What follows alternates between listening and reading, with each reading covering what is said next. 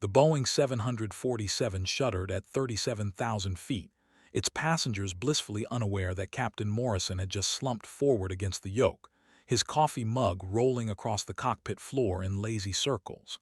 First Officer Hendricks fumbled with the radio, his voice cracking as he transmitted the emergency code that would change everything. Mayday, Mayday, this is United 447. Medical emergency in cockpit. Captain unresponsive. Request immediate vectors to nearest airport. In row 9, seat C, Valentina Ghost Reyes continued sketching the cloud formations outside her window, her pencil moving in practice strokes across the margins of an aviation magazine. The mechanical hum of engines, the subtle vibration through aluminum skin, these were the sounds that had defined her life for 15 years. She barely glanced up when the flight attendant's voice crackled through the intercom, asking if there were any pilots aboard the aircraft. 3 rows behind her, a retired airline captain raised his hand, his weathered face creased with concern. 2 rows ahead, a young regional pilot identified himself, his voice tight with nervousness. But Ghost kept drawing, her fingers tracing the familiar silhouette of an F-16 Falcon in the corner of her page. The same aircraft she'd flown through the mountains of Afghanistan, the valleys of Iraq, the skies above places whose names she couldn't mention in polite company. The flight attendant approached the volunteers, her professional smile masking the terror in her eyes. The retired captain shook his head after examining the unconscious pilot, his own hands trembling too much from arthritis to trust with 243 lives. The regional pilot admitted he'd never flown anything larger than a Dash 8 turboprop. Panic began to ripple through the cabin like electricity through water. That's when Ghost finally looked up from her sketch. She studied the situation with the same analytical precision she'd once used to assess enemy positions from 20,000 feet. The way Hendricks kept wiping his palms on his uniform pants. The slight list to starboard as the autopilot struggled with the captain's weight against the controls. The mathematical certainty that they had perhaps 30 minutes of fuel remaining before declaring a true emergency.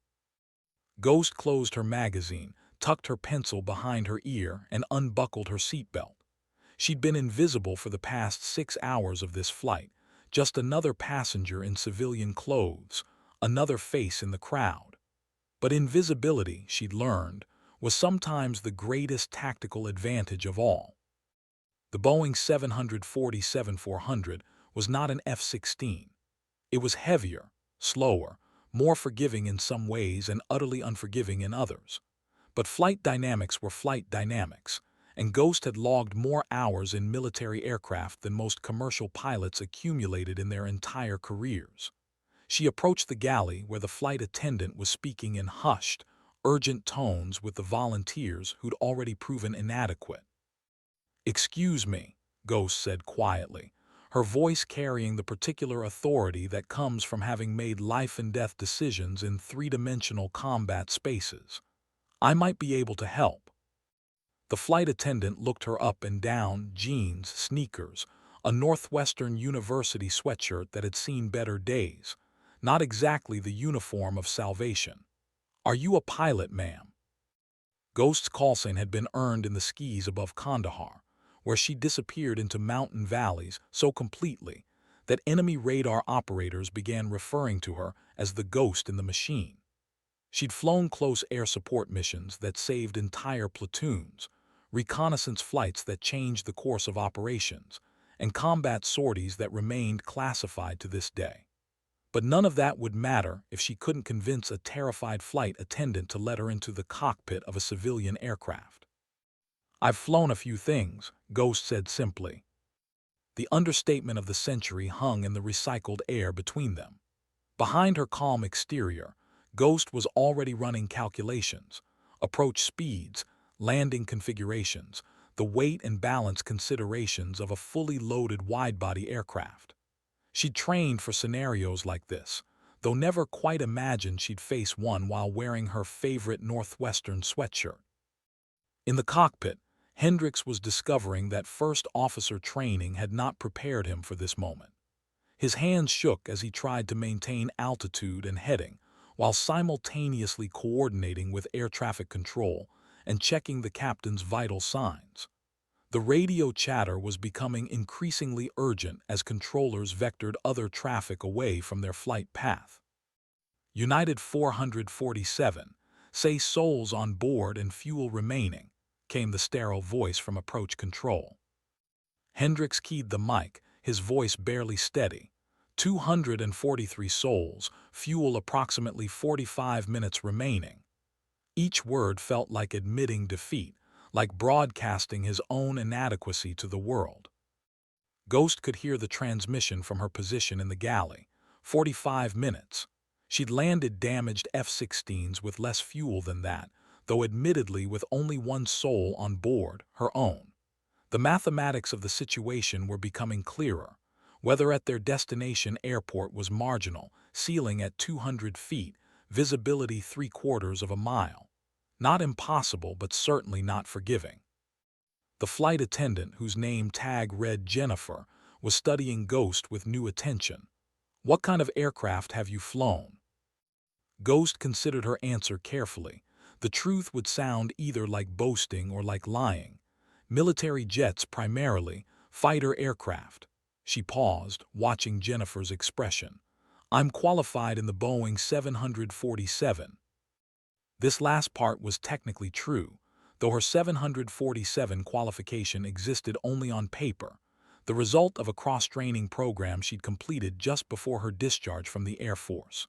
She'd flown the simulator extensively, but had never actually taken the controls of a real jumbo jet. Still, physics was physics, and lift was lift, regardless of whether you were pulling 6GS in combat or managing the gentle approach profile of a commercial airliner. Jennifer made her decision with the kind of snap judgment that defines crisis moments. "Follow me." As they moved toward the cockpit, Ghost caught fragments of passenger conversations, worry about connections, complaints about delays, the gradual realization that something more serious than turbulence was affecting their flight. She'd been in situations like this before, where the stakes were measured in human lives and the margin for error approached zero. But those had been in war zones, where danger was expected and preparation was complete. This was different. Civilians trusting their lives to systems and procedures they didn't understand, their safety dependent on decisions made by people they'd never met. The cockpit door opened, and Ghost stepped into the controlled chaos of a commercial airliner in distress. Hendricks looked up from his instruments, his face flushed with stress and exhaustion. Captain Morrison remained slumped in his seat, breathing but unresponsive. The autopilot was maintaining their altitude and heading, but Ghost could see the subtle signs of an aircraft operating outside its optimal parameters. "I'm Valentina Reyes," she said to Hendricks, extending her hand. "Former Air Force. I've got 747 quals." Hendricks grabbed her hand like a drowning man grasping a life preserver. "Thank God. I don't know how much longer I can handle this alone." Ghost settled into the observer's seat behind the center console, her eyes scanning the instrument panel with practiced efficiency. The Boeing's cockpit was significantly more complex than an F-16's, more systems, more redundancy, more opportunities for both salvation and catastrophe. But the fundamental principles remained the same. Maintain control, manage energy, make decisions based on available information and acceptable risk. "Talk to me about the situation," she said, her voice calm despite the circumstances. Hendricks ran through the timeline: captain's collapse, medical emergency declaration, current fuel state, weather conditions at their destination. As he spoke, Ghost was already formulating contingency plans, backup options, decision trees that would guide them through the next critical phase of flight. The radio crackled with another transmission from approach control. "United 447, we have emergency equipment standing by. Advise when ready for approach briefing." Ghost keyed the mic before Hendricks could respond. "Approach, United 447. We're sorting out crew situation and will advise when ready. Request updated weather and runway conditions. Her voice carried a confidence that seemed to transform the entire cockpit atmosphere. Hendricks visibly relaxed, his death grip on the yoke loosening slightly. Even the unconscious captain seemed to rest more peacefully in his harness. Ghost was studying the approach plates now, her mind automatically calculating sight pictures and reference points she'd need for the upcoming landing. Weather was deteriorating, fuel was decreasing, and 243 people were depending on her ability to translate 15 years of military flying experience into the civilian aviation environment. Outside the cockpit windows, the sky stretched endlessly in all directions, the same sky she dominated in an F-16, the same air that had carried her through combat missions and training flights, and the countless hours of aviation that had defined her adult life. But now, it felt different. Not because the physics had changed, but because the stakes had shifted from her own survival to the survival of everyone behind that cockpit door. She thought briefly of her parents, who still didn't entirely understand what she'd done for 15 years in the Air Force.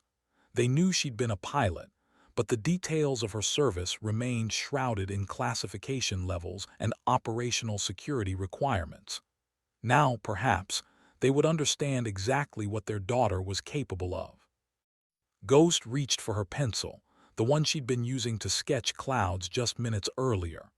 On the back of an approach plate, she began drawing the sight picture she'd need for landing, the runway threshold, the glide path angle, the visual cues that would guide them safely to the ground. Jennifer appeared in the cockpit doorway, her face tight with controlled panic. "Ma'am, some of the passengers are asking questions.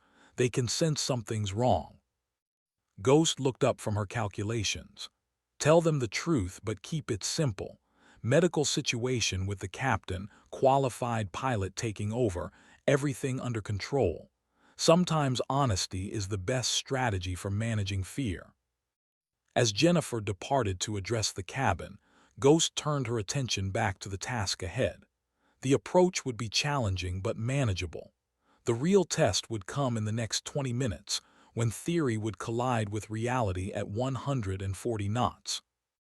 The Boeing 747 continued its steady flight through the afternoon sky, carrying its cargo of human hopes and fears toward an uncertain conclusion. But in the cockpit, surrounded by instruments and radio chatter and the familiar hum of turbine engines, Ghost felt something she hadn't experienced in months: the profound satisfaction of being exactly where she belonged, doing exactly what she was trained to do. The sky ahead stretched clear and infinite, full of possibilities both terrifying and beautiful. Outside the cockpit windows, the landscape below began to shift from rural farmland to suburban sprawl, indicating their approach to the destination airport. Ghost studied the terrain with the same tactical awareness she'd once used to identify potential landing zones in hostile territory. Every field, every road, every open space registered in her consciousness as a potential emergency option. Hendricks was monitoring the radio traffic, his confidence growing with Ghost's presence. Other aircraft were being vectored away from their approach path, creating a corridor of empty sky that led directly to runway 24 left. The controllers' voices had taken on the crisp efficiency that characterized emergency operations. No unnecessary chatter, every transmission focused on the single goal of getting United 447 safely on the ground. United 447, contact tower on 119.1. They're clearing the runway now. Ghost acknowledged the frequency change and began the subtle shift from en route navigation to approach mode. The Boeing's flight management system displayed their progress along the approach path, each waypoint marking another milestone toward either success or disaster. She'd made approaches like this before, but never with so many lives depending on the outcome. The fuel gauge showed 32 minutes remaining, plenty for a normal approach, but not enough for multiple attempts if conditions deteriorated further. This would be a single-shot proposition, requiring precision that left no margin for error. In the cabin behind them, passengers were beginning to sense the gravity of the situation. Flight attendants moved through the aisles with forced smiles, offering reassurance while simultaneously preparing for emergency procedures. The subtle signs were there for anyone who knew how to read them. The way the cabin crew checked exit rows, the extra attention paid to safety equipment, the quiet urgency in their voices. Ghost keyed the intercom system, her voice reaching every seat in the aircraft. "Ladies and gentlemen, this is the pilot. We've had a medical situation with our captain, but I want to assure you that we're in complete control of the aircraft. We'll be landing in about 15 minutes. Please follow the instructions of our flight attendants and remain seated with your seatbelts fastened." She clicked off the intercom and caught Hendricks looking at her with something approaching awe. "You make it sound so routine." "Because it is routine," Ghost replied. "Different aircraft, same principles. Energy management, situational awareness, and stick-and-rudder skills. Everything else is just window dressing." But even as she spoke, Ghost knew this was far from routine. The weight of the Boeing 747 was unlike anything she'd experienced, its momentum requiring different thinking about speed and energy management. The approach speeds alone were nearly double what she was accustomed to in fighter aircraft. And unlike her military flying, there was no ejection seat, no last resort escape option if everything went wrong. The tower controller's voice cut through her thoughts. "United 447, runway 24 left is clear, wind 240 at 12, ceiling 200 feet, visibility 3/4 mile. Emergency equipment is in position." Ghost responded immediately. "United 447, roger. Request the ILS-24 left approach." As she spoke, she was already configuring the aircraft for the approach, reducing power, extending flaps, adjusting trim settings with the methodical precision of someone who understood that every decision had consequences measured in physics and probability. The Boeing responded to her inputs with surprising grace, its massive control surfaces providing feedback through the yoke that reminded her of every aircraft she'd ever flown. Different in scale and magnitude, but fundamentally similar in the relationship between pilot input and aircraft response. Hendricks was calling out altitudes and speeds, his role now that of a valuable co-pilot rather than the overwhelmed first officer he'd been 30 minutes earlier. Approaching final approach fix, speed 160 on glide path. Through the windscreen, the runway lights began to emerge from the murky weather, twin lines of white and red that marked their path to safety. Ghost had made countless approaches in far worse weather, but never in an aircraft this size, never with this many lives depending on her ability to judge sight pictures and closure rates. The radio crackled one final time. "United 447, cleared to land runway 24 left, fire and rescue equipment standing by." Ghost keyed the mic with steady fingers. "United 447, cleared to land."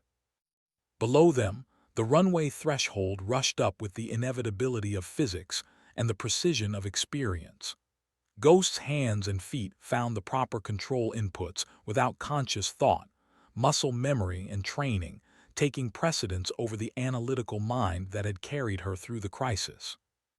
The main landing gear touched the runway with barely a bump, followed seconds later by the nose gear. Reverse thrust engaged, speed brakes deployed, and the massive Boeing began its deceleration from flight speed to taxi speed. "Welcome to the ground," Ghost said quietly, more to herself than to Hendricks.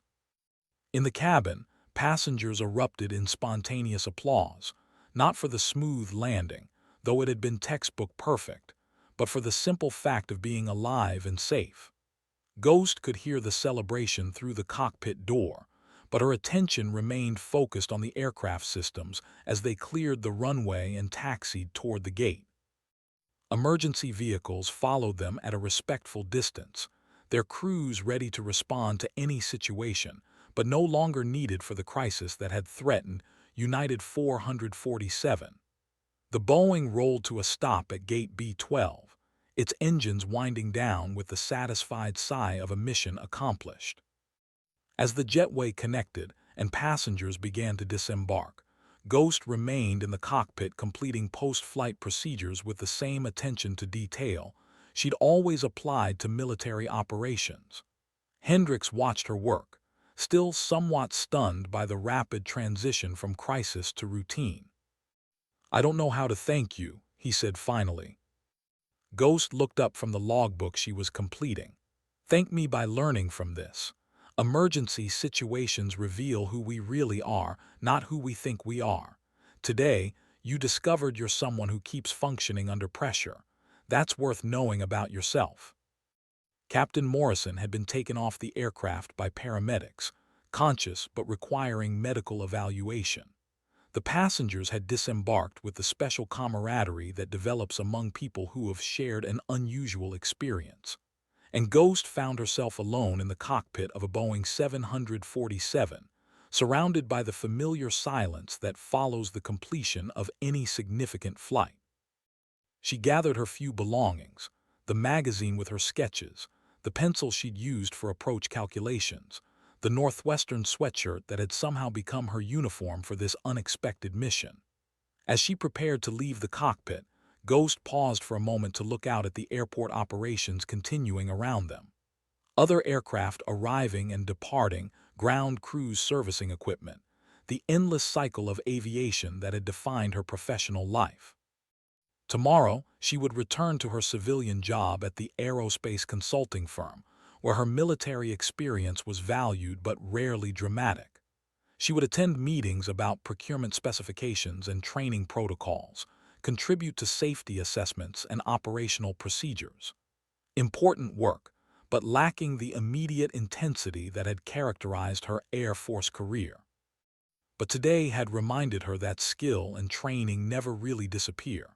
They wait quietly, like her pencil tucked behind her ear, ready to be called upon when circumstances demand excellence from ordinary moments. Ghost left the cockpit and walked through the empty cabin, her footsteps echoing in the space that had contained so much fear and hope just an hour earlier.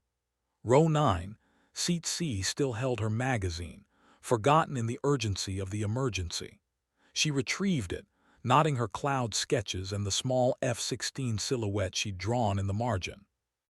On impulse, she added one more sketch, a Boeing 747 in landing configuration, gear down, flaps extended, approaching a runway with the steady determination that had characterized their approach this afternoon.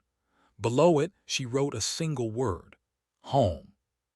Because that's what the cockpit had felt like today. Not the specific cockpit of United 447, but the larger concept of being where she belonged, doing what she was trained to do, serving something greater than her individual concerns. The sky above, the earth below, and the precise application of knowledge and skill in the space between them. As Ghost walked through the terminal, she passed a newsstand where the afternoon papers were already carrying headlines about the emergency landing. "Heroic pilot saves 243 lives," read one. "Mystery woman lands jumbo jet," declared another. The stories would focus on the drama and the happy ending, but would miss the larger truth, that preparation and training create the capacity for heroism, and that ordinary people become extraordinary when circumstances demand their very best. Her phone buzzed with a text message from her former squadron commander. "Saw the news. Once a ghost, always a ghost. Proud of you." She smiled at the message, remembering the call sign that had followed her through 15 years of military service. Ghost, earned not for invisibility, but for the ability to appear exactly where needed, when needed, regardless of the odds or obstacles.